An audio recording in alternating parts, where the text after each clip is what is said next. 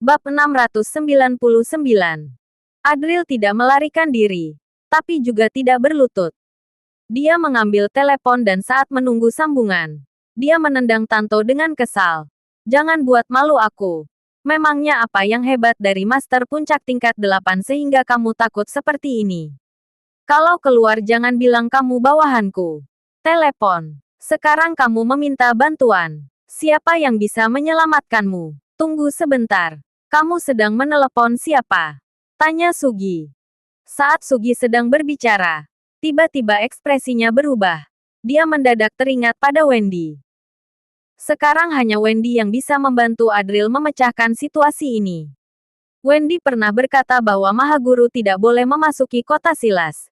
Tetapi bagaimana jika dia melanggar janji itu demi melindungi Adril? Jika seorang guru bumi yang melanggar perjanjian, Sugi tidak akan bisa melawan dan hanya bisa menerima kematian. Dilihat dari sikap Adril yang begitu percaya diri, jangan-jangan Wendy benar-benar akan datang. Dalam sekejap, Sugi sedikit panik dan mulai melihat ke segala arah.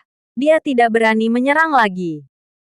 Sementara itu, Wendy sedang berdiri tegak di Gunung Valet saat ini. Matanya melihat ke arah gerbang Silas. Segala sesuatu yang terjadi di sana terasa seakan-akan di depan matanya.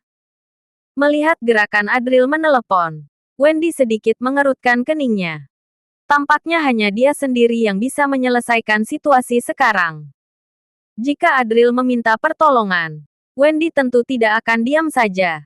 Tetapi itu juga membuktikan bahwa tindakan Adril yang mengundang musuh di mana-mana sangat tidak bijaksana dan pilihannya untuk keluar kota sekarang juga sangatlah gegabah.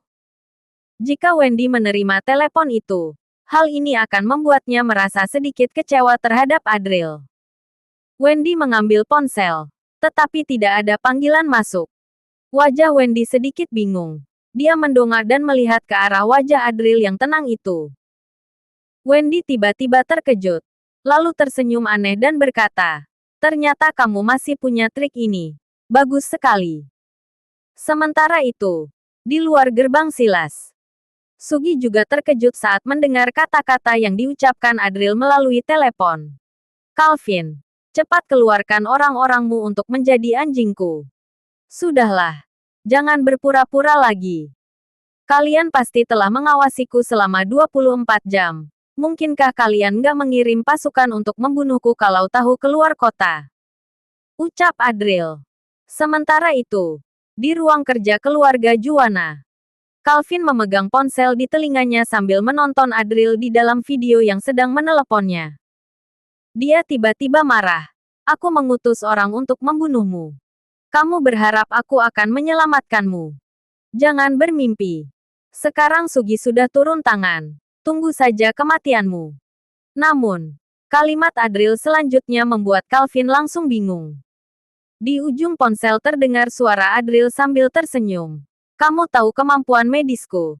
Setelah menyembuhkan Gary tak terkalahkan, aku akan menyebut namamu depan dia. Sepertinya kamu sangat membutuhkan penghargaan dari Gary tak terkalahkan, kan?" Calvin terdiam sejenak. Lalu dia bertanya dengan ragu, "Apa kamu serius? Kapan Mahaguru sepertiku pernah menipu orang? Kalau aku bilang iya, itu berarti iya. Aku orang yang paling mengutamakan kejujuran." Ucap Adril dengan yakin. Calvin meraba wajahnya sendiri. Tetapi wajahnya sangat muram. Dia menutup telepon. Lalu menatap video itu sambil berkata, "Aku mau Adril hidup hari ini." Terdengar suara di dalam video yang menjawab, "Baik." Sementara itu, di depan gerbang Silas, melihat Adril menutup telepon, Sugi berkata dengan wajah sinis, "Orang-orang kampung di kota Silas ini nggak berwawasan. Mereka memuji-muji kamu sedikit saja. Kamu langsung merasa dirimu dokter sakti. Memangnya Calvin di sana kekurangan dokter sakti? Perlukah mereka menggunakanmu? Kamu nggak hanya sombong, tapi juga nggak tahu diri." Lanjut Sugi. "Benarkah?" Ucap Adril sambil tersenyum tipis. Pandangannya melihat ke belakang Sugi. Sugi merasakan sesuatu. Tiba-tiba ada hawa dingin yang muncul di belakangnya. Dia segera menoleh ke belakang.